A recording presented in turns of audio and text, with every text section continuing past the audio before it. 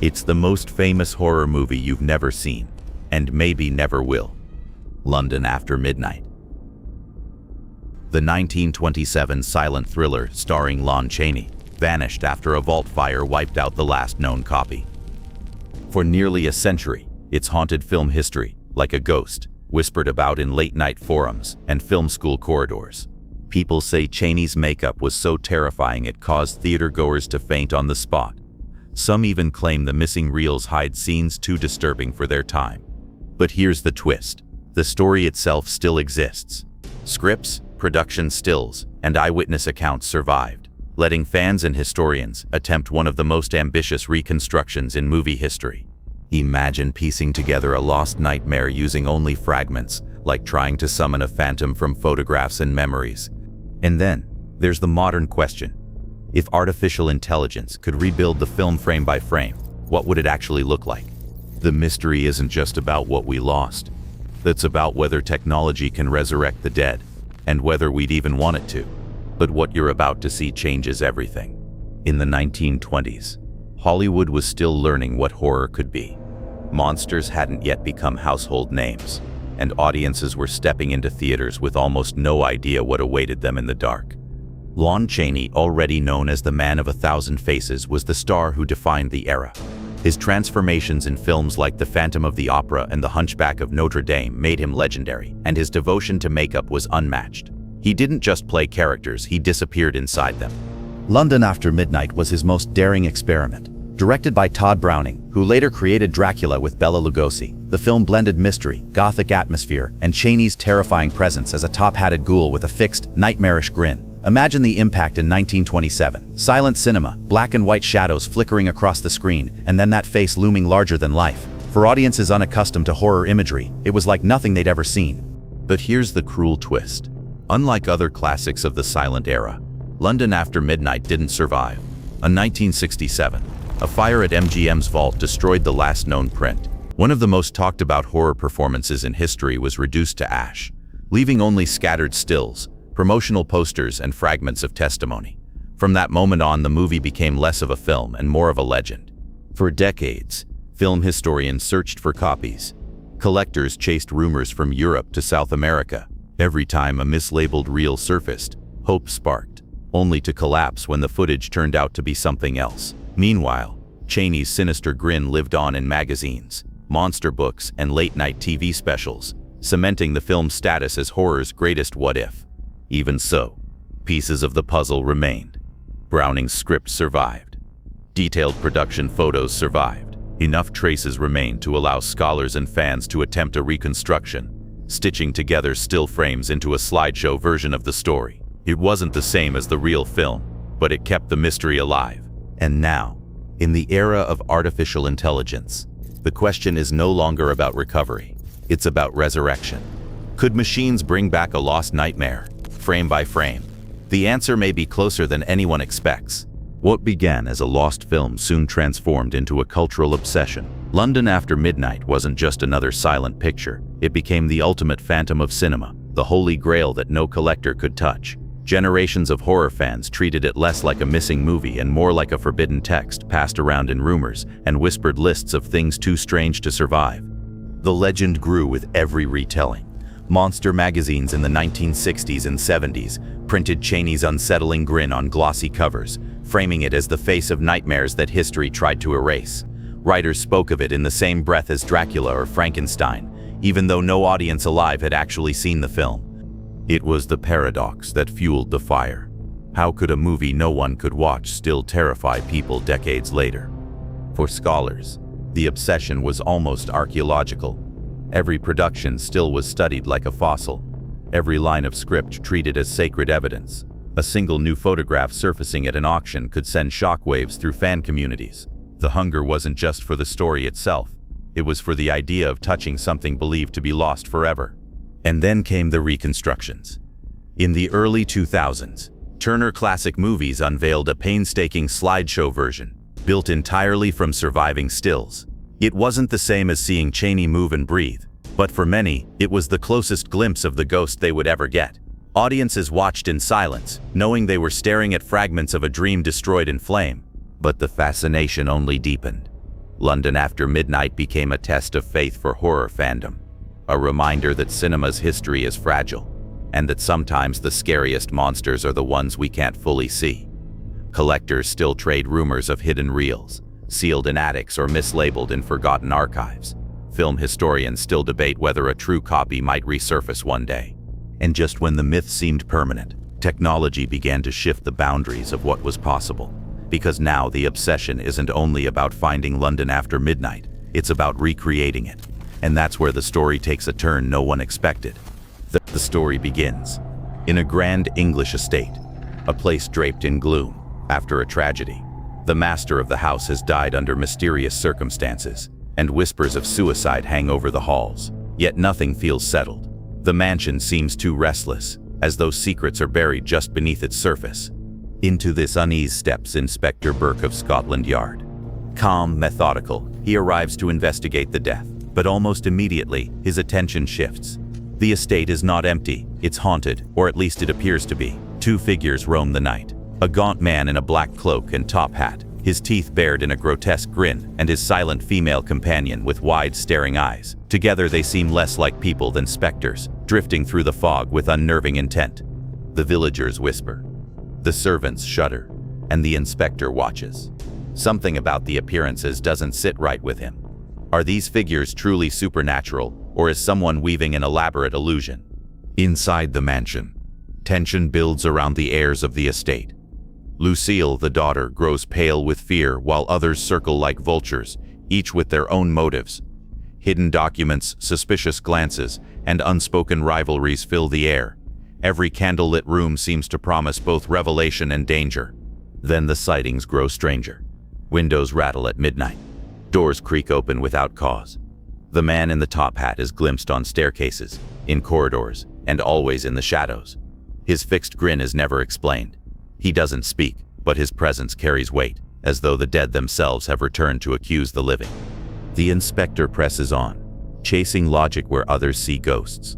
He studies the grounds, the testimonies, the behavior of the supposed spirits. Step by step, he uncovers a hidden truth. The phantoms are not phantoms at all. They are disguises, elaborate performances meant to terrify the household into submission. And at the heart of it lies a plot of greed and inheritance, murder dressed in the costume of the supernatural. But here's the twist that anchors the legend. The grinning man, the very figure audiences remembered most vividly, is none other than the inspector himself. Burke had staged the haunting, donning the terrifying disguise to expose the murderer. The grotesque smile, the wild stare, the aura of menace, tools in a detective's arsenal, not the mask of a demon. Imagine the reveal on a 1927 screen. The monster unmasked, and beneath it the very man sworn to solve the crime. What felt like a tale of the undead collapses into a story of human deception. And yet the image of Chaney as the grinning phantom was so powerful, so surreal, that it eclipsed the ending. Audiences carried away not the mystery but the nightmare vision of his face. This blend of detective fiction and gothic horror was unusual for its time.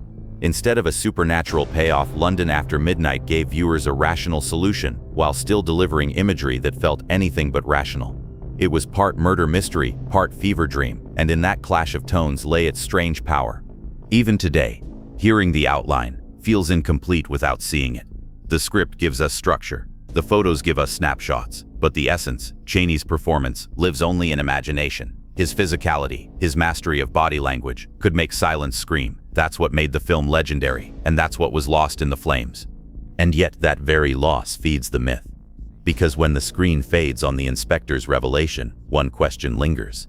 Was the monster truly just a mask? Or did Chaney, in his terrifying disguise, create something larger, something that transcended the twist and became its own entity? It's here the film slips from story into legend, where the boundary between narrative and nightmare dissolves. And it's why every reconstruction, every attempt at resurrection, circles back to the same haunting image, the top hat, the wide eyes, and that impossible grin. But London After Midnight's tale doesn't end with the story itself, because the deeper obsession lies not in the mystery solved on screen, but in the mystery left behind in real life, and that's where the legend truly tightens its grip. The first serious attempts to bring London After Midnight back from the dead began with patience and paper. Archivists at MGM preserved Todd Browning's original shooting script, complete with dialogue cards, scene directions, and notes. Film historians treated it like a treasure map. Paired with dozens of surviving still photographs, it offered just enough to sketch the outline of a movie, but not enough to breathe life into it. That's where Turner Classic Movies stepped in. In 2002, they released a reconstruction, carefully aligning script pages with production stills and music from the era. It played like a slideshow haunted by ghosts. Viewers could follow the mystery, recognize Chaney's unforgettable grin, and imagine the atmosphere of a silent-era theater. For many, it was a revelation. For others, it was agony. Because while the reconstruction hinted at what had been, it reminded everyone of what could never truly be recaptured. The way Chaney moved, the shadows shifting across his makeup, the hypnotic power of motion that still images simply can't hold. Meanwhile, outside official archives, fans launched their own experiments. Amateur projects appeared online, cutting together stills, storyboards, even inserting fragments of footage from other silent films to simulate the missing gaps. Some used narration to bring the script alive, others leaned on eerie music to amplify the mood. The results were fascinating, sometimes chilling, but always incomplete. They were like campfire tales about a monster no one had ever seen, passed down generation after generation. Even more ambitious efforts tried digital trickery. Early CGI artists attempted to animate Chaney's still photographs, making his eyes blink or his grin widen. The effect was uncanny, provocative, but unsettling in ways that didn't feel faithful. Instead of resurrecting the film, these experiments seemed to underline its absence. The legend of London After Midnight remained just out of reach, dangling like a phantom beyond the projector beam. What kept the mystery alive was the sense of near misses. Every attempt brought us closer, but never all the way. The slideshow gave shape, but no motion. The fan edits gave motion, but no authenticity. The digital tests gave movement, but not soul. Each effort underscored the same truth. London After Midnight was more than images and text. It was an experience, and that experience had been lost to fire. Yet, in the shadow of all these failed resurrections, a new possibility was quietly taking form. A possibility built not on still frames or reenactments, but on algorithms. Because if artificial intelligence could study every surviving image, analyze every script direction, and generate what no human eye had seen in nearly a century, then the phantom might finally walk again. And that's where speculation turns into something far more provocative. Artificial intelligence has become the new medium of resurrection. Where archivists and fans once worked with paper and still photographs, algorithms now promise to breathe motion into ghosts. It feels less like film restoration and more like a seance, summoning something the world believed was gone forever. AI image models can study every surviving still of Lon Chaney, learning the folds of his costume, the angle of his top hat, the manic light in his eyes. From there they can interpolate motion, creating frames that never existed, frames that suggest how Chaney might have stalked across the set, how the grin might have widened in the glow of studio lights. Suddenly, the frozen phantoms begin to stir. It doesn't stop with visuals. Machine learning tools can analyze silent-era soundtracks, stitching together music cues from 1920s recordings. The creak of violins, the low hum of cellos, tones designed to echo through cavernous theaters, can be woven into a digital score. Even the silence itself, that hollow wait between notes, can be recreated to mimic the uncanny rhythms of a film shown without voices. The atmosphere is no longer still frames and text cards. It becomes an immersive dreamscape. But the eeriest possibility lies in voice synthesis. Though London After Midnight was a silent film, AI can generate the narration of intertitles, reading dialogue aloud in haunting tones. For modern audiences, this turns written words into spoken whispers, layered with period music, creating something both faithful and alien. It blurs the line between historical artifact and digital hallucination. And yet, here is the paradox. Each AI frame is both an echo and an invention. It isn't the original film, it's a projection of probabilities, a conjuring trick that raises the question of authenticity. Are we witnessing London After Midnight, or watching a machine dream of it? The difference matters, because horror thrives on uncertainty, and in that uncertainty, AI has given the legend new life. The thought alone is chilling. A film lost to fire nearly 60 years ago, now flickering back into existence through technology that didn't exist when Chaney walked the earth. It's as though the phantom never died, only waited for the right tools to open the door. But this isn't just a story about technology. It's about what happens when myth collides with machine, because AI may finally give us the power to watch London After Midnight again, or something that feels dangerously close to it. And the deeper you look, the harder it becomes to tell where history ends and where the hallucination begins. London After Midnight is more than a missing reel of celluloid. It's a mirror for how we deal with memory itself. What happens when the past refuses to stay whole? Do we accept the gaps, or do we try to fill them with invention? The fire that destroyed the last print didn't just erase a film, it created a vacuum, and that vacuum pulled in generations of obsession. At its core, this isn't just about horror. It's about the fragility of art. The fact that something so culturally significant could vanish overnight reminds us how much of cinema's early history has already slipped through our fingers. Thousands of silent films are gone forever. London After Midnight just became the most famous ghost in that graveyard. And now technology tempts us with resurrection.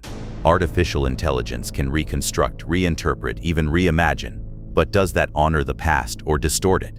Is a machine-summoned version of the film a tribute to Chaney's genius or a counterfeit that risks overwriting the original with fantasy? The line grows blurry, and maybe that's what unsettles us most. Because when we try to bring back what was lost, we're also revealing what we fear, that nothing we create truly lasts. The vaults can burn, the reels can crumble, and maybe all that remains is the echo of a grin in the dark, daring us to remember or to dream it back into being. But that lingering grin points us toward one final question. The truth is, London After Midnight may never fully return. The fire took it, time buried it. But in the fragments we piece together, stills, scripts, whispers, we glimpse something more than a movie.